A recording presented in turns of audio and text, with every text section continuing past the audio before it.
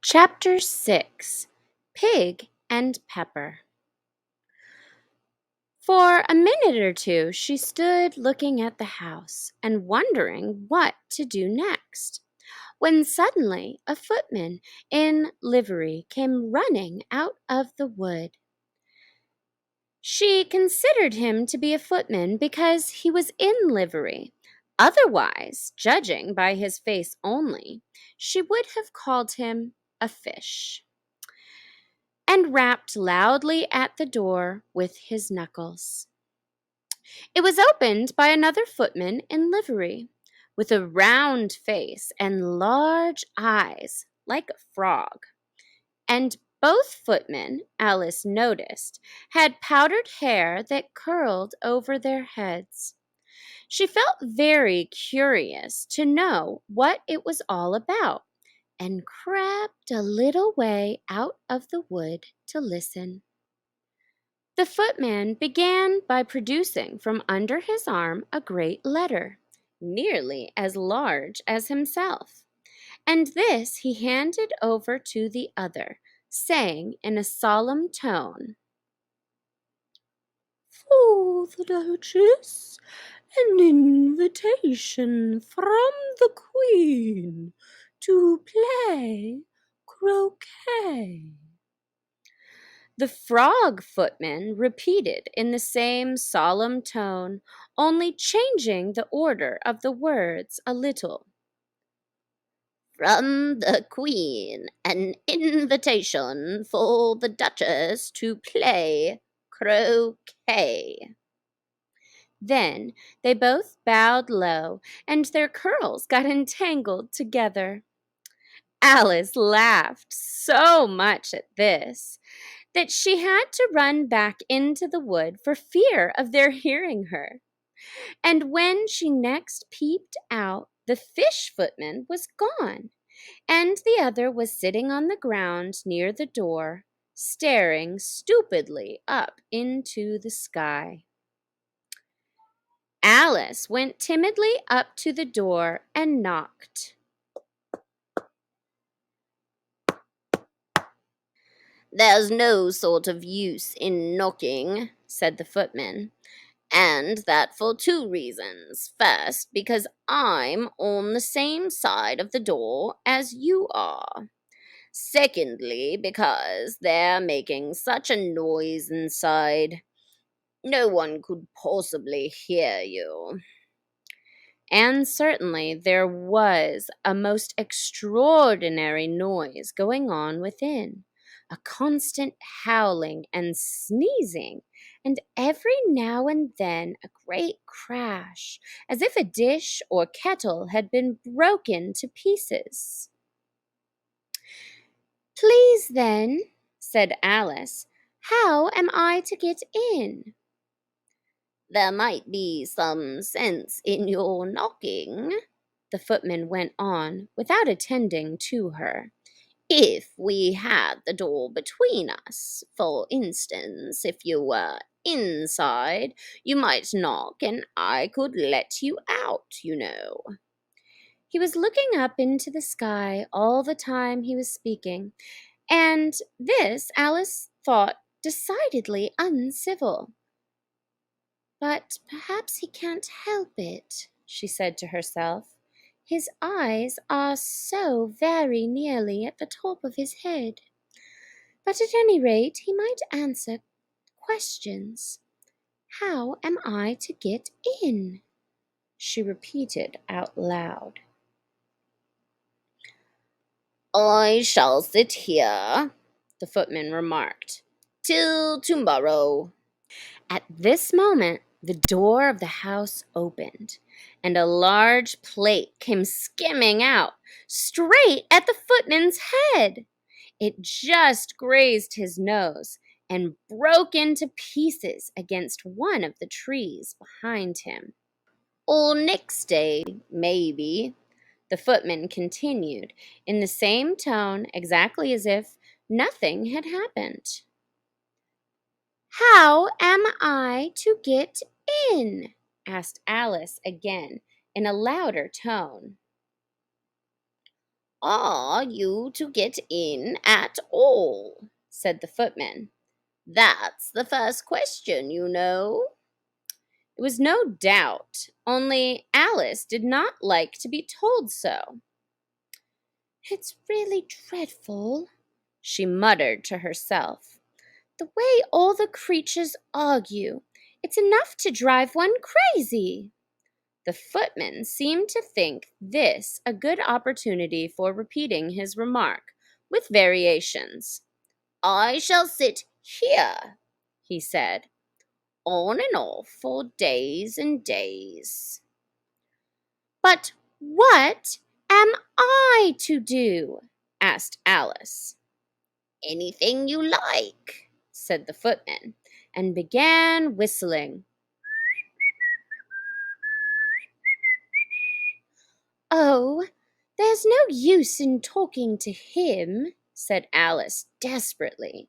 He's perfectly idiotic. And she opened the door and went in. The door led right into a large kitchen, which was full of smoke from one end to the other. The Duchess was sitting on a three-legged stool in the middle, nursing a baby. The cook was leaning over the fire, stirring a large cauldron, which seemed to be full of soup. There's certainly too much pepper in that soup, Alice said to herself, as well as she could for sneezing. There was certainly too much of it in the air. Even the Duchess sneezed occasionally. And as for the baby, it was sneezing and howling alternately without a moment's pause. The only things in the kitchen that did not sneeze were the cook and a large cat, which was sitting on the hearth and grinning from ear to ear. Please, would you tell me, said Alice, a little timidly, for she was not quite sure whether it was good manners for her to speak first, why your cat grins like that? It's a Cheshire cat, said the Duchess, and that is why. Pig! She said the last word with such sudden violence that Alice quite jumped. But she saw in another moment that it was addressed to the baby, and not to her. So she took courage and went on again.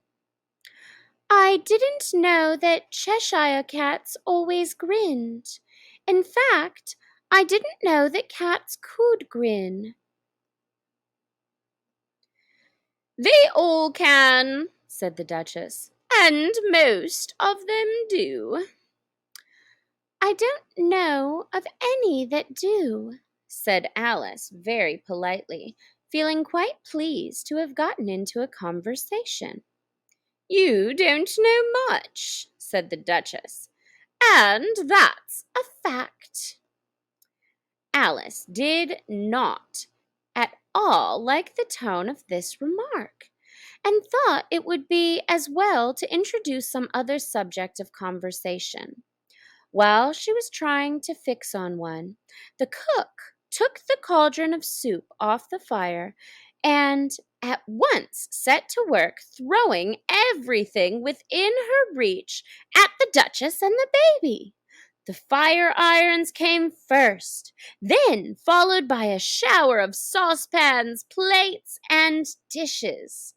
The Duchess took no notice of them even when they hit her, and the baby was howling so much already that it was quite impossible to say whether the blows hurt it or not.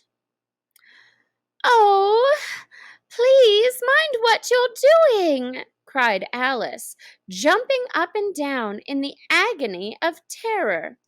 Oh, there goes his precious nose!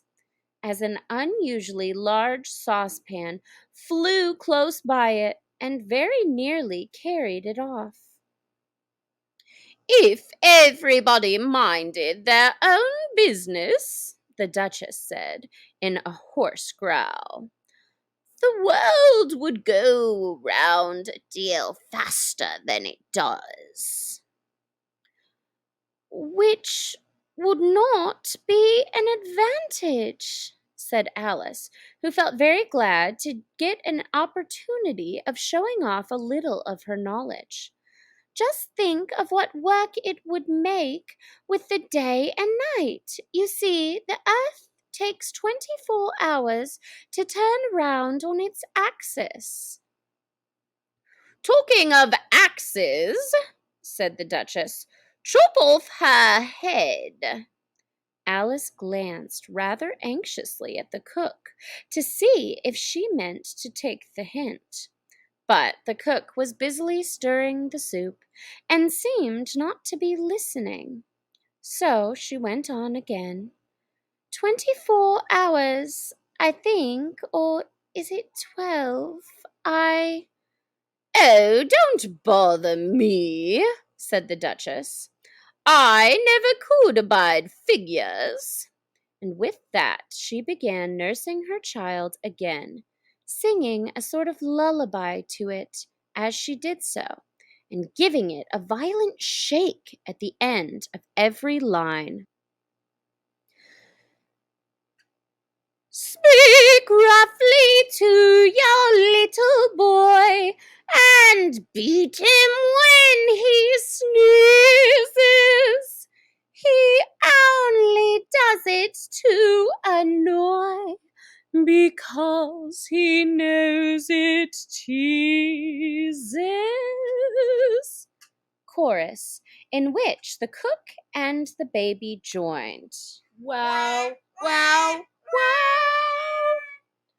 While the Duchess sang the second verse of the song, she kept tossing the baby violently up and down, and the poor little thing howled so that Alice could hardly hear the words. I speak severely to my boy.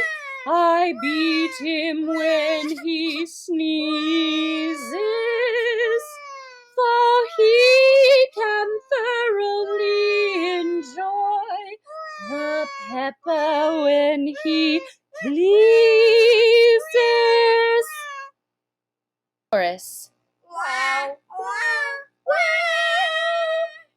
Here, you may nurse it a bit if you like, the Duchess said to Alice, flinging the baby at her as she spoke. I must go and get ready to play croquet with the Queen. And she hurried out of the room. The cook threw a frying pan after her as she went out, but it just missed her. Alice caught the baby with some difficulty, as it was a queer-shaped little creature, and held out its arms and legs in all directions. Just like a starfish, thought Alice. The poor little thing was snorting like a steam engine when she caught it, and kept doubling itself up and straightening itself out, so that altogether for the first minute or two it was as much as she could do to hold it.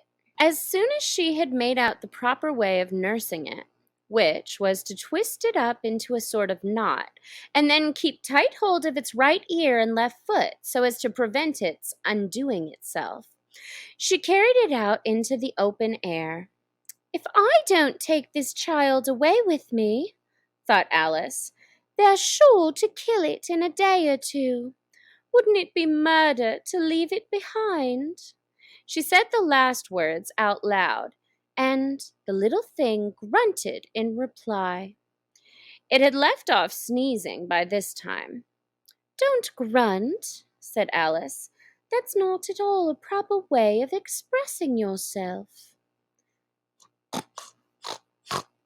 The baby grunted again, and Alice looked very anxiously into its face to see what was the matter with it. There could be no doubt that it had a very turn-up nose, much more like a snout than a real nose. Also, its eyes were getting extremely small for a baby. Altogether, Alice did not like the look of the thing at all. But perhaps it was only sobbing, she thought, and looked into its eyes again to see if there were any tears. No, there were no tears. "If you're going to turn into a pig, my dear," said Alice seriously, "I'll have nothing more to do with you. Mind now."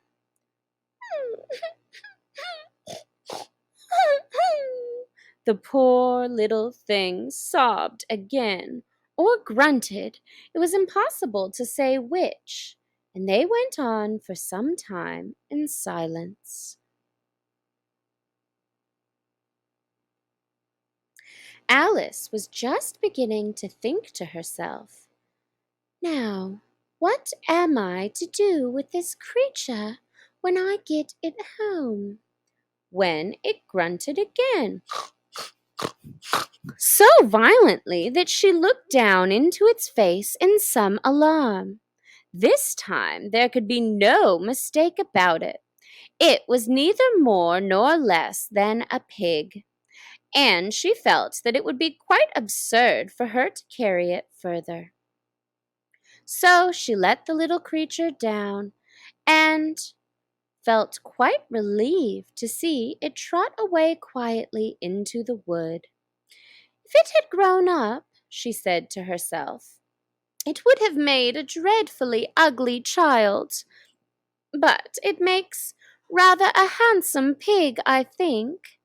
And she began thinking over other children she knew who might do very well as pigs, and was just saying to herself, "If one only knew the right way to change them," when she was a little startled by seeing the Cheshire Cat sitting on a bough of the tree a few yards off.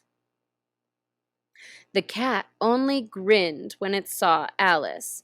It looked good-natured, she thought. Still, it had very long claws and a great many teeth, so she felt that it ought to be treated with respect. "Cheshire Puss," she began, rather timidly, as she did not at all know whether it would like the name. However, it only grinned a little wider. "Come, it's pleased so far," thought Alice, and she went on. "Would you tell me, please, which way I ought to go from here?" "That depends a good deal upon where you want to get to," said the cat. "I don't much care where," said Alice. "Then it doesn't matter which way you go," said the cat. "So long as I get somewhere," Alice added as an explanation. "Oh, you're sure to do that," said the cat, "if you only walk long enough." Alice felt that this could not be denied, so she tried another question. "What sort of people live about here?" "In that direction," the cat said, waving its right paw around, "lives a hatter, and in that direction," waving the other paw, "lives a March hare. Visit either you like. They're both mad." "But I don't want to go among mad people," Alice remarked. "Oh, you can't help that," said the cat. "We're all mad here. I'm mad, you're mad." "How do you know that I'm mad?" said Alice. "You must be," said the cat, "or you wouldn't have come here." Alice didn't think that proved it at all. However, she went on, "And how do you know that you're mad?" "To begin with," said the cat, "a dog's not mad. You grant that?" "I suppose so," said Alice. "Well, then," the cat went on, "you see, a dog growls when it's angry and wags its tail when it's pleased. Now, I growl when I am pleased and wag my tail when I am angry. Therefore, I'm mad." "I call it purring, not growling," said Alice. "Call it what you like," said the cat.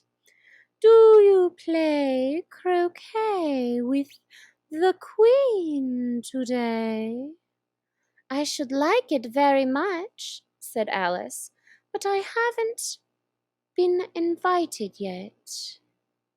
"You'll see me there," said the cat, and vanished. Alice was not much surprised at this. She was getting so used to queer things happening. While she was looking at the place where it had been, it suddenly appeared again. "By the by, what became of the baby?" said the cat. "I'd nearly forgotten to ask." "It turned into a pig," Alice quietly said, just as if it had come back in a natural way. "I thought it would," said the cat, and vanished again. Alice waited a little, half expecting to see it again, but it did not appear, and after a minute or two she walked on in the direction in which the March Hare was said to live. "I've seen hatters before," she said to herself. "The March Hare will be much the most interesting, and perhaps, as this is May, it won't be raving mad. At least not so mad as it was in March." As she said this, she looked up, and there was the cat again, sitting on the branch of a tree. "Did you say pig or fig?" said the cat. "I said pig," replied Alice, "and I wish you wouldn't keep appearing and vanishing so suddenly. You make one quite giddy." "All right," said the cat, and this time it vanished quite slowly, beginning with the end of the tail and ending with the grin, which remained some time after the rest of it had gone.